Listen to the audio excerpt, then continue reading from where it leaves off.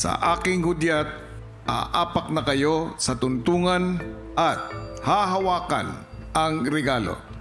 Ready, get set, apak.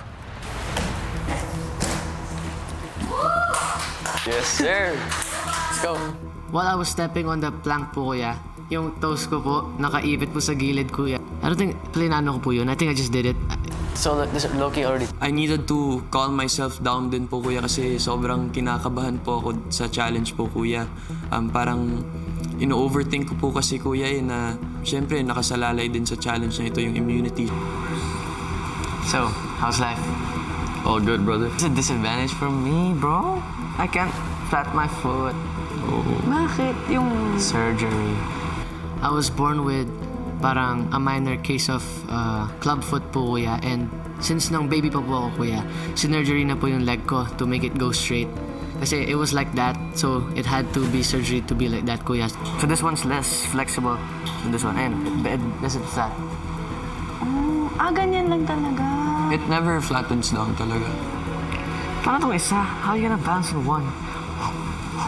Kaya yan. Na kahit marami pa po yung plank, nag-iisip na po ako paano kapag one plank na lang. Si Clifford tila nakakaramdam na ng ngalay sa paghawak ng regalo.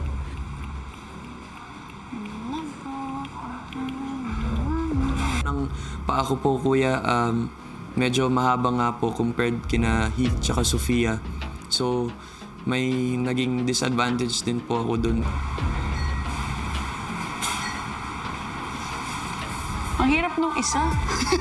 Kuya, naging diskarte ko po para maging balanse. Magtayo po ng tagilid, kuya. Kasi kapag nakaharap lang po, kuya, yung paa po, parang nag-ano na po siya, naghahang na po siya sa planks, kuya. And medyo masakit po siya sa paa, kuya.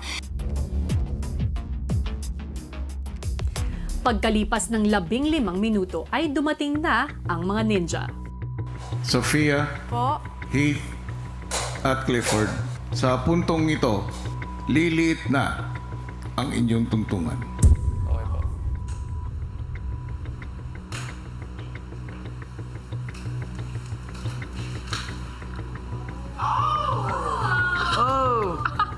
Hey, yo, chill.